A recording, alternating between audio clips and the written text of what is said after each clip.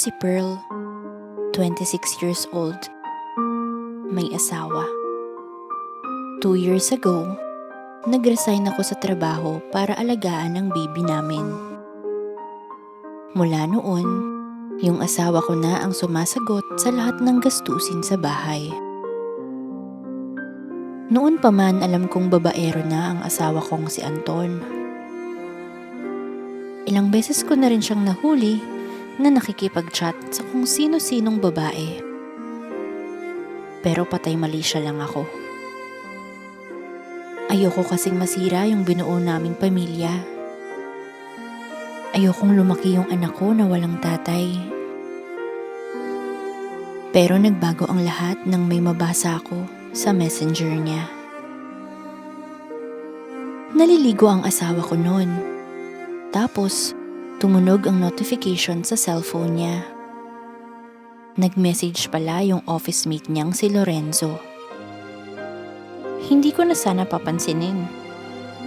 Pero na-curious ako sa kung anong pinag-uusapan nila.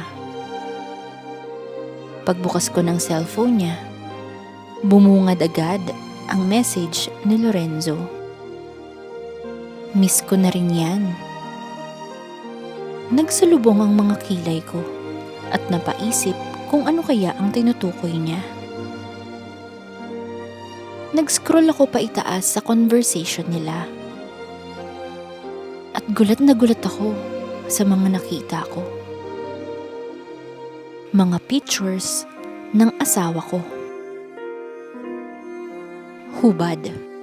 Kita ang lahat. Kita ang kahalayan. Binasa ko ang caption sa isa pang picture. Miss ka na ng alaga ko. Nanginig ang buong katawan ko. Hindi ako makahinga. Diring-diri ako sa mga nakita at nabasa ko. Tinanggap ko na nga na babaero ang asawa ko. Pero ano to? May lalaki rin siya. Maya-maya, narinig kong bumukas ang pinto ng banyo. Han? Tawag ni Anton habang nakatapis ng tuwalya. Hindi ako sumagot. Nanatili akong nakaupo sa kama, hawak ang cellphone niya. Bakit hawak mo ang cellphone ko? Tanong niya. Tumingala ako, tsaka ako sumagot. Ano to? Mahinang tanong ko habang pinapakita sa kanya ang hubad na picture niya na sinend niya kay Lorenzo. Wala yan, sabi niya. Trip-trip lang yan, biruan lang. Biruan? Tanong ko. Hubot-hubad ka dyan at may caption pang miss ka na ng alaga ko. Anong klaseng biruan yan? Hindi siya makatingin sa akin. Wala nga lang yan, akin na. Sabi niya habang inaagaw niya ang cellphone niya. Kailan pa? Kailan niyo pa ako ginagago? Umiiyak ng tanong ko. Matagal na to, bago pa tayo ikasal. May face lang ako.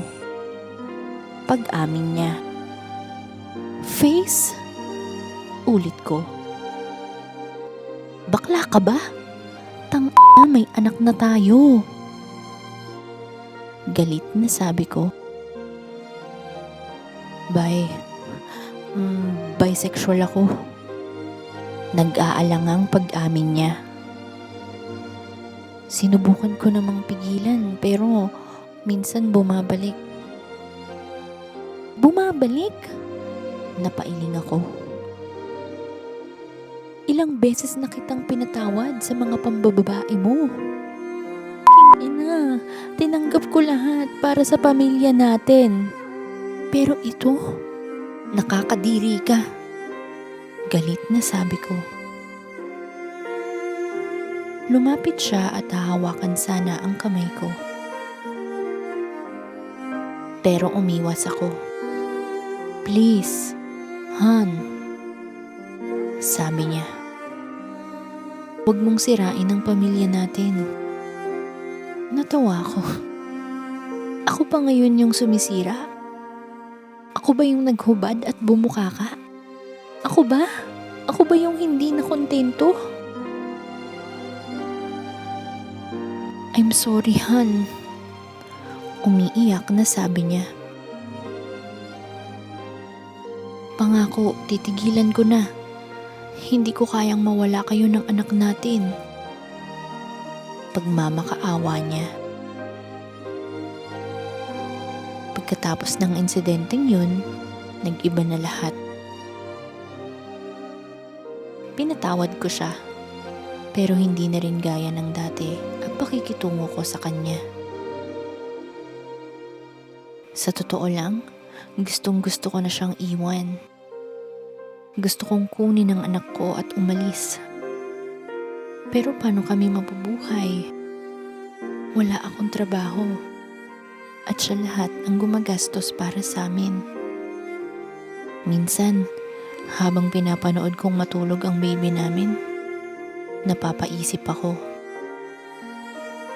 Mas mabuti bang lumaki siyang may tatay na hindi tapat at hindi sigurado sa pagkatao niya?